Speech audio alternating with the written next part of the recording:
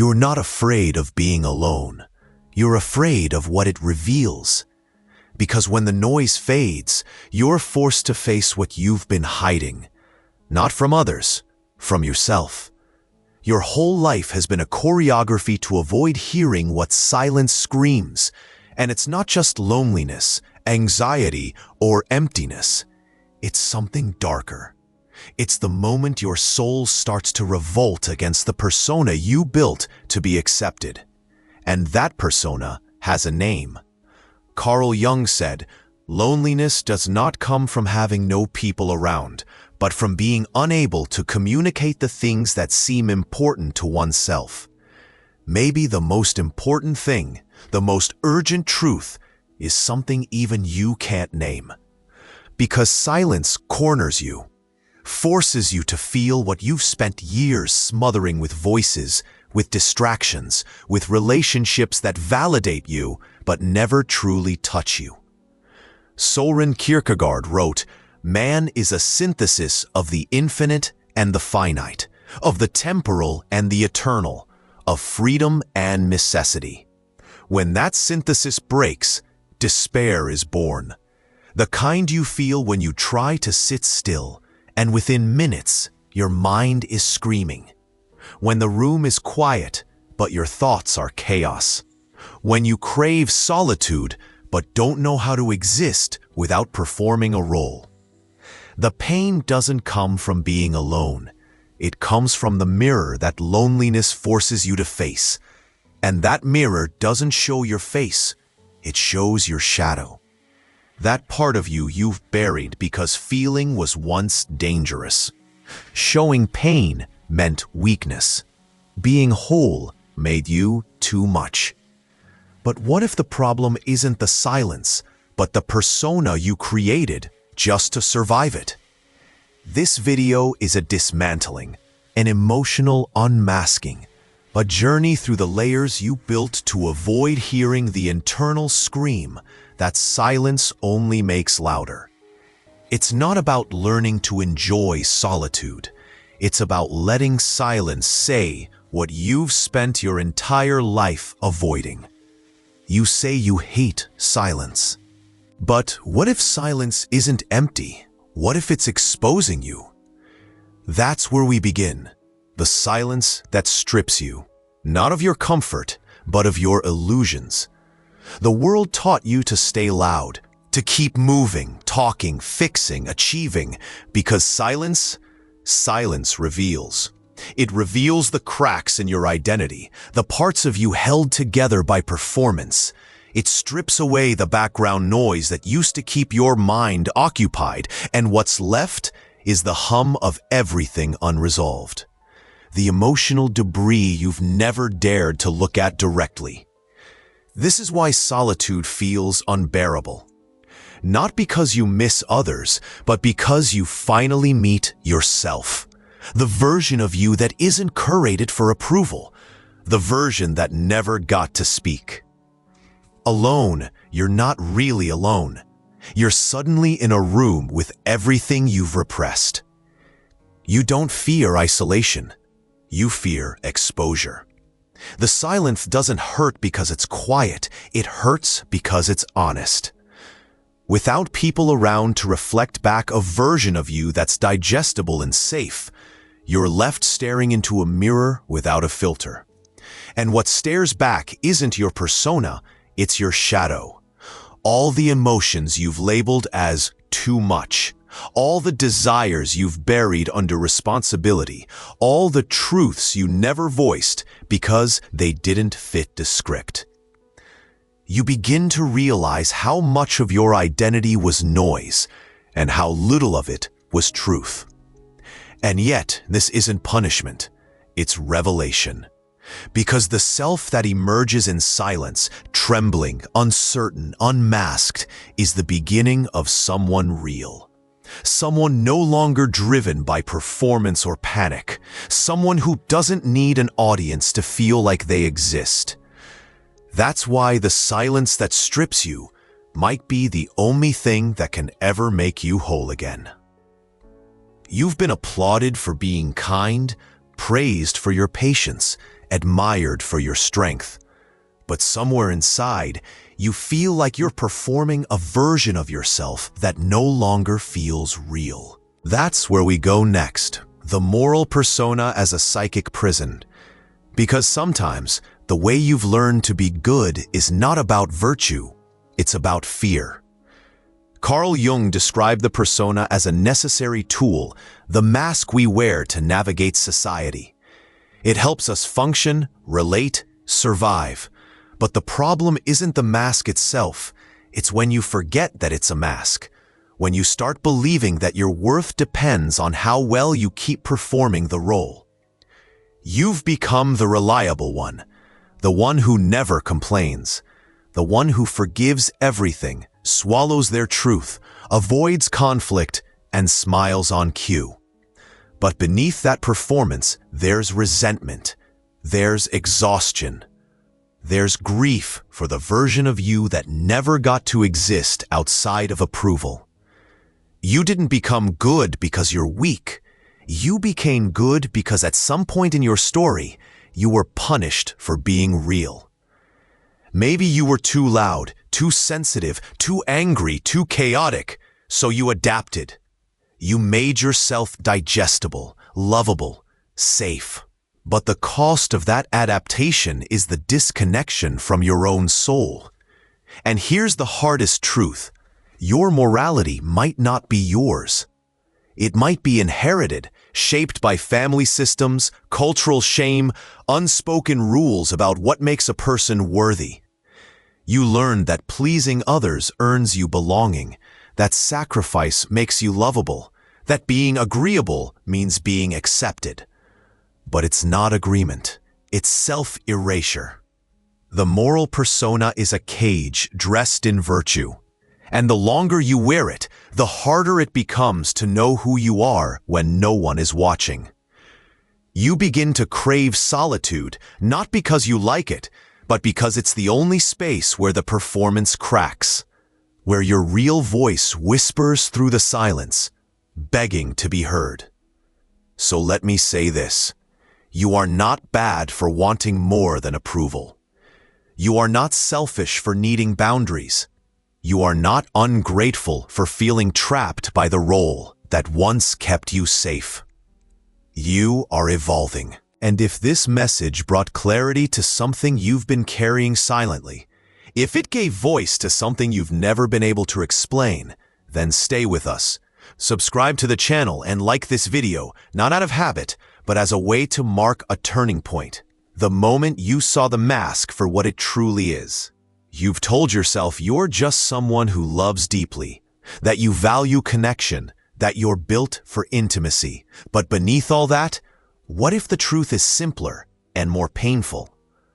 Addiction to relationship isn't about love, it's about distraction. Let's name it for what it is. When the presence of another person feels like oxygen, not because of who they are, but because of what they help you avoid. The moment you're alone, your thoughts get loud. Your emotions become untamed. The silence starts speaking, and it says things you don't want to hear. So you reach out, you scroll, you text, you fill your calendar with noise disguised as intimacy. You don't fear being unloved. You fear sitting with yourself without a buffer. We've been taught to romanticize emotional dependency, to confuse it with passion, intensity, loyalty. But often, this need for constant connection is the mind trying to outrun its own depth. You don't seek relationships for mutual growth. You seek them for emotional anesthesia, for a momentary fix, to silence the inner monologue you've never been trained to face. And so, the people you choose or tolerate often serve one purpose: to keep you distracted from your own presence. Codependent dynamics are born here. You hold on to relationships not because they're nourishing, but because they're loud. They offer chaos, caretaking, drama, or validation. Anything that keeps you away from the terrifying stillness of being alone. But here's the twist. The more you cling to these dynamics, the more fragmented you become. you begin to lose the ability to know what you want. Your sense of self becomes shaped by the moods, needs, and reactions of the people around you. You become a reflection, not a being. And when the relationship ends, you don't just lose a person, you lose your mask, your anchor, your escape route. And in that collapse, what terrifies you most isn't grief. It's facing the internal landscape you've abandoned for years. This isn't about demonizing connection. Real intimacy, grounded, honest, present, is sacred. But what most people call love is often a pact of mutual avoidance. Two people agreeing not to dig too deep, not to speak too loud, not to sit too still. You can only know the truth of what you want in a relationship when you no longer need one to feel real. And that begins with solitude, not as punishment, but as initiation. You've called it peace, but deep down, you know it's not. Let's uncover what it really is, the emotional lie you inherited.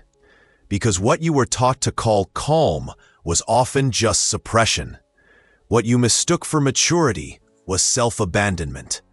Somewhere along the way, silence stopped being a sanctuary and became a signal to shut down. You didn't learn how to feel safe in your truth. You learned how to survive by erasing it. And now, whenever you're alone, you mistake stillness for danger. Relational trauma doesn't always leave bruises. Sometimes it leaves blueprints. You were conditioned, maybe subtly, maybe brutally, to believe that speaking up leads to punishment, that asking for what you need is too much, that your emotions are burdens. So you stopped expressing them. You shrunk. You disappeared into a version of yourself that felt manageable to others. This emotional lie was never about love. It was about control. It taught you that safety comes from silence, that being low maintenance makes you worthy, that if you stay small enough, quiet enough, agreeable enough, you won't be left. But what's the cost? Now, when you sit alone in a room, you can't relax, because the absence of chaos doesn't feel like peace. It feels like exposure. You don't know who you are without adapting to someone else's expectations. And when no one's around to reflect a role back to you, the illusion shatters. This is why solitude feels like a battlefield, because you were never taught how to exist without a script, without a label, without the silent hope that someone else will tell you who you're allowed to be. So here's the truth no one gave you. Real peace isn't the absence of noise, it's presence with yourself. Not the version of you others prefer, but the one that's raw, unfiltered, unfinished. The one that cries when it needs to. The one that's tired of being acceptable. The emotional lie you inherited can end with you, but only if you're willing to stop calling repression strength and start calling your discomfort by its real name, awakening. There's a kind of mirror that doesn't reflect your image. It reflects your construction. The empty mirror technique isn't a method, it's a moment. A space where you finally stop performing and let the silence become your witness. It's uncomfortable, raw, almost unbearable, but it's also necessary. Because only in that silence do you hear the story you've been telling yourself just to survive. You sit alone. No phone, no task, no performance. And suddenly, the mind begins to scream. Not because it's broken, but because it's been ignored. And in that scream, there are truths you've buried beneath layers of duty, distraction, and roles. The key is not to run from the discomfort. It's to observe it without rushing to fix it.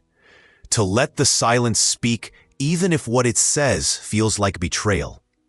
Even if it reveals how much of your life has been a rehearsal. Even if it whispers that you don't know who you are without the need to be needed. This is the empty mirror. A reflection with no image, no praise, no expectation. Just you and everything you've avoided. At first, it feels like a breakdown, but slowly something else appears. Clarity. You begin to hear the unspoken rules you've been living under. You begin to notice the patterns, the inherited guilt, the voices that aren't even yours. You start to see how much of your pain isn't from what happened, but from how long you've been pretending it didn't.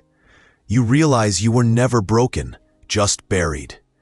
And the silence wasn't trying to punish you, it was trying to bring you home.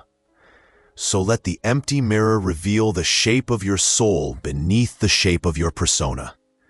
Let it show you where you've been compliant instead of conscious, where you've been coping instead of living, where you've been shrinking just to fit into someone else's comfort zone. Because in that space, stripped of noise, of duty, of performance, something real begins to breathe again. And that something is you. There's a moment after the applause fades when the actor is supposed to step off the stage. But what if you've been there so long you've forgotten there's a world beyond the spotlight? You're the actor who doesn't know how to leave the stage. Not because you love performing, but because the performance became your only way of existing. Your whole life you've rehearsed the perfect lines. You learned when to laugh, when to comfort, when to nod in agreement, even when something inside you screamed. You mastered the script, and the audience, society, family, partners, clapped. They clapped for your strength, your kindness, your composure. But none of them knew that behind the curtains, you were crumbling. There comes a moment in solitude when the lights go out. The audience disappears. The costume starts to itch. And you're left standing there, under a spotlight that no longer makes sense. That's when the mask slips, and what's revealed isn't weakness, it's exhaustion. The kind of exhaustion that doesn't come from doing too much, but from never being allowed to stop, from always being on, from never being given permission to just be, without expectation. And here's the truth, you don't fear being alone, you fear not knowing who you are when no one's watching.